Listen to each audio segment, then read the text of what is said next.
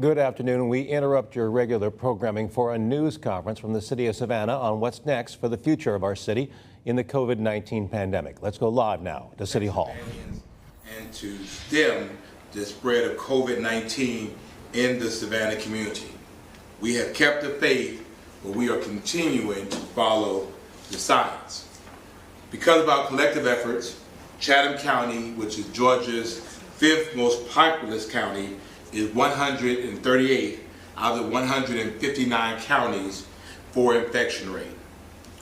And we recognize that in addition to having healthy people, we must also have healthy businesses, meaning that businesses are taking care of their employees and their customers. So although our human exposure has been relatively low, I certainly can tell you that the impact on our local business community has been massive. As I said before, we know a lot of our folks in our community are struggling, and we include in that number business owners, particularly small business owners, people whose life's work is essentially reduced to the business that they put their entire life into. And now not having the ability to earn an income, not having the ability to operate, has implications for years to come. That being said, I realize there are some things that we cannot change. There is things that we can change, and we have to know the wisdom between the two.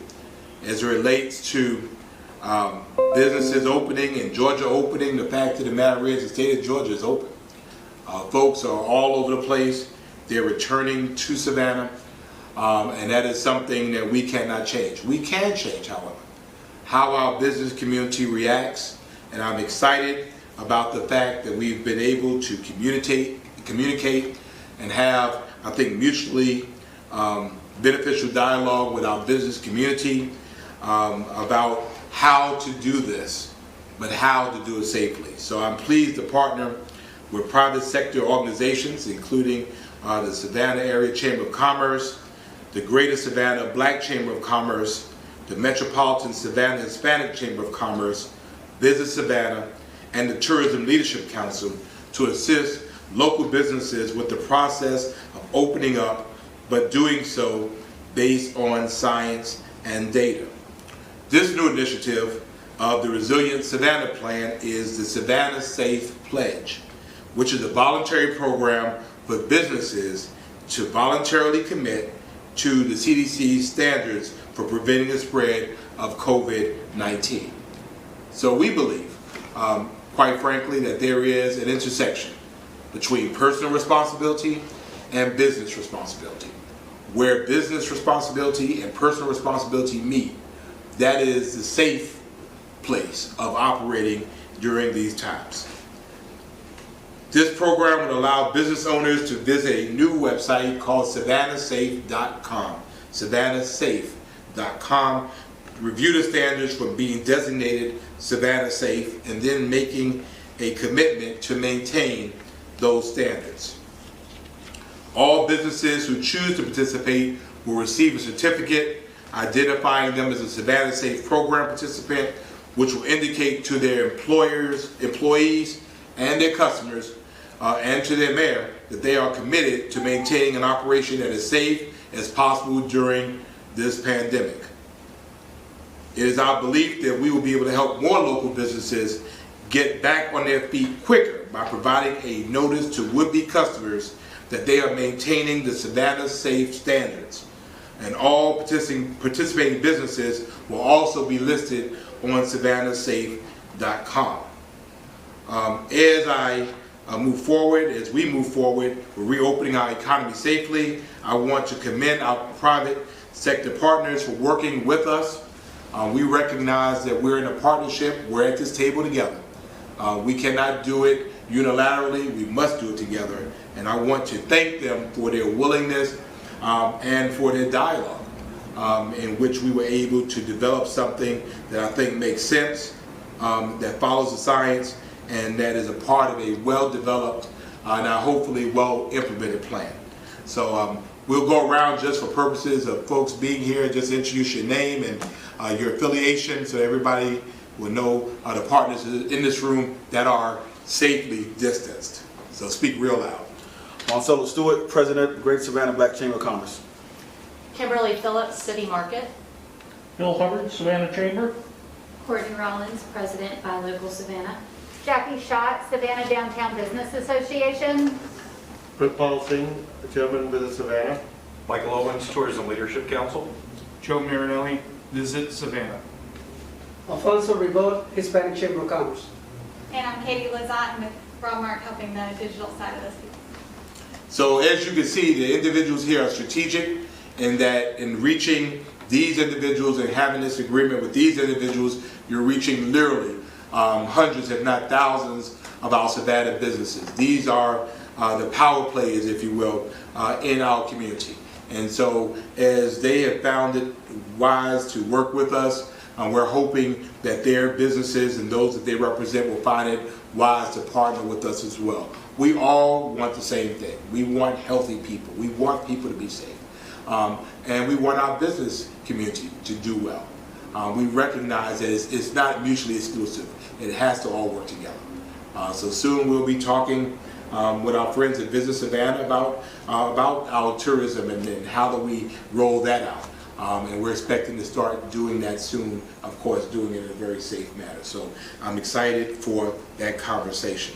And also, just adding, I'm also pleased to announce the donation of more than 4,500 cloth face coverings from Bella Canvas, one of the largest manufacturers of apparel in the United States.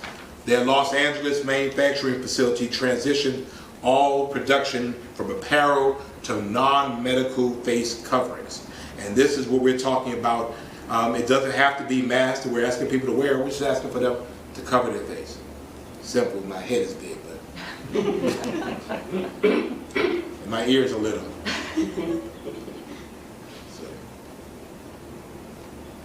So that's all we're asking people to do. We know that masks do not prevent infections. We realize that. The science says that masks prevent me, if I'm sick, from spreading it to someone else.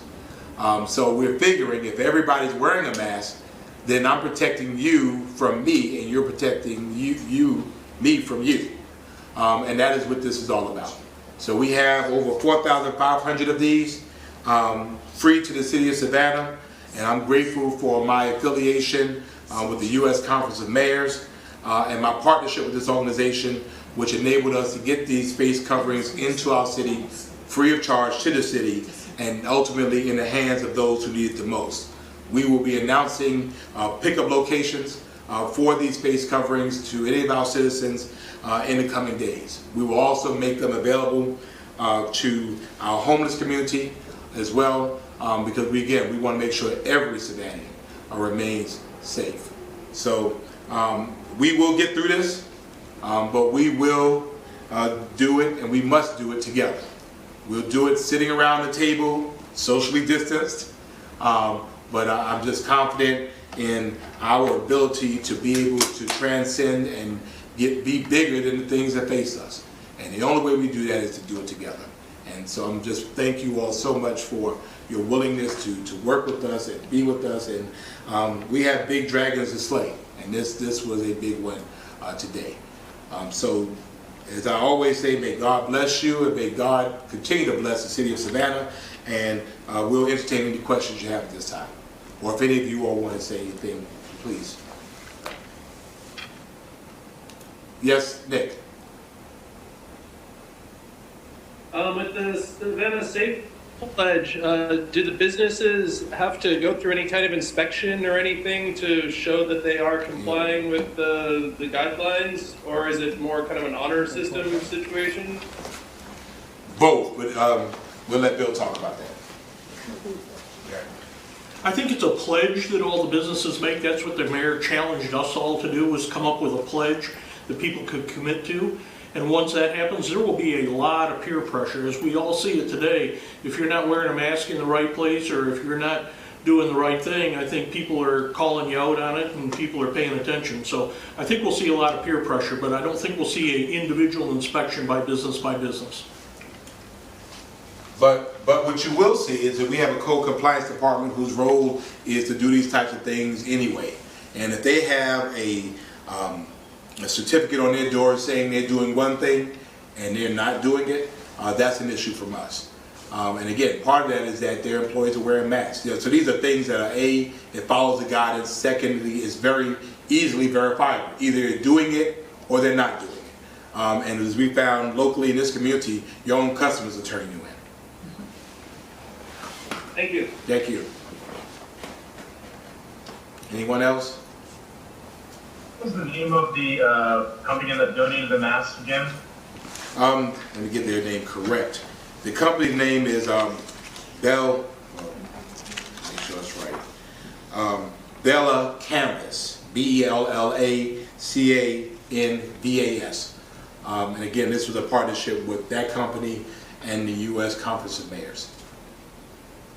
Thank you. Anybody else? I have a quick question. Yes, Ms. Kelly. Hello.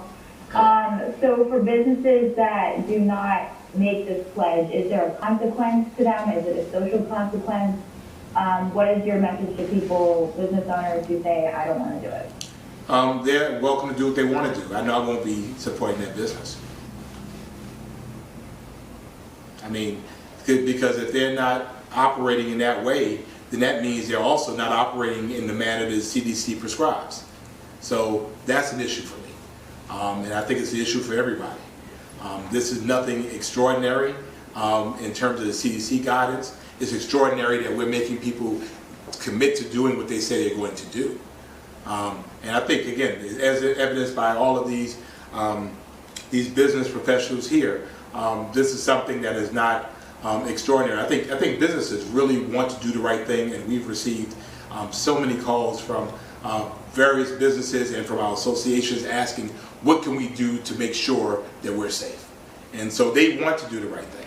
And so again, as Bill said, I think the consequences is really folks not utilizing their businesses and their peers saying, why are you not doing it? I mean, it's almost akin to me, it's like the health department number. If the number is not high enough, I'm not going there. And neither will most people. It might still be open, but nobody's going there. Joe, you may want to talk about how it generates a list for tourists or local residents to see who's taken the pledge and who hasn't, so they know. Sure, by going to www.savannahsafe.com, companies have the opportunity to complete a form that will populate the website. And then for visitors, whether they're folks from the community or visitors from outside, also have the opportunity to see the list of companies that have taken the pledge and support those area businesses. And those companies that have taken the pledge will be categorized by their different industries. So if you're looking for a restaurant, you'll know which restaurants took the pledge, which hotels took the pledge, which tire companies or dentist office took the pledge. They'll all be separated by category and then alphabetized. So if you're a local business, you're going to want to go on, sign up, take the pledge. That will enable you to receive an email with the poster that identifies you as a company that has taken the pledge. You can display that poster in any fashion that you want in your business. And then separately, visitors to the website, savannahsafe.com, will also be able to see all of the businesses that have taken the pledge and signed up to support the program. I have one more question also. Because we have all these people here, can someone give us an update on the state of tourism or how our ports are operating right now? Those are two of our biggest industries here, so if we could just get an update on that and the effect it could have in the future. So Michael Owens with the Tourism Leadership Council. As the mayor has said, Georgia is open for business and to Savannah is as well. However, at present we still have several lodging facilities, tours and attractions and the like that have not been ready to open yet. They're currently training their staff and sourcing PPE. We'll see more places open in the next couple of weeks. Those places that are operating reasonably good business in comparison to the way that things were just a month ago. So we are seeing more folks come in. Most of it is, and I would say almost all of it is drive-in business, and folks are just coming down for the weekend.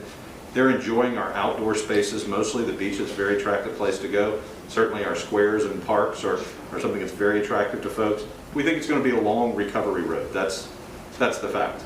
It will be years until we return to the same business that we saw before, but we're starting to see some early indicators and a lot of data points that are showing that interest is slowly returning. I wanted just to add to the earlier point to your question, Kelly, as well. We won't be afraid to revoke a certificate from a business that's not operating within the standards. Again, there are a lot of eyes watching. And I think the other thing is that we recognize that Savannah is also a regional leader. So there might be businesses outside of Savannah, in our neighboring municipalities that might want to take the pledge. You want to take the pledge? If you're doing the right thing, take the pledge. It is now, the site is now live, SavannahSafe.com. There's also a button on our website that has gone live, and I'm certain that as we're speaking now, our first businesses are signing up for that.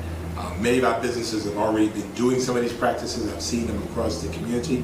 And again, this is a way for us to just have a public affirmation and notification of businesses that are willing to do the right things to protect their employees and to protect their customers. And I think that's only fair. Let's double check. It will be code compliance that will be going into the businesses to see if they're complying with the, like on the website, complying with all the guidelines? Sure. And the mayor. I eat a lot. You can tell. I visit a lot of businesses, and again, I've received a lot of calls, and people regularly, this business is not doing this, they're not doing that. And so my request is going to be, if you walk in a business and they're not wearing masks, that's an issue. We want to know about it. So the greatest part about this is not city mandated. The businesses will essentially police themselves. And that is a good thing. Because again, I think the industries want to do the right thing. They're part of our community. Any other questions? All right, well, we want to thank you all so much again. I thank all of our business folks. I will give you all a big hug, but not today. I appreciate you all, members of the media. Thank you so much. We are Savannah Strong. We are resilient Savannah. Thanks so much. Thank you. Savannah Mayor Van Johnson using a version of the old carrot and stick to get businesses to sign up voluntarily to have their people wear masks and to go onto the website, SavannahSafe.com, sign up, do a form that'll populate the website so that you can see if that business is following CDC guidelines, namely what the mayor is now encouraging us to do again, not mandating, but strongly encouraging us all to wear masks when we're out in public. And those businesses that do sign up will get a poster they can put on their front door letting you know again in a different way that they are complying with CDC guidelines and therefore keeping us as safe as possible. Final thing to take away from that, the mayor is putting available in the next couple days at several pickup locations to be announced some 4,500 free masks for us to have in the city of Savannah. We now return to your regular programming.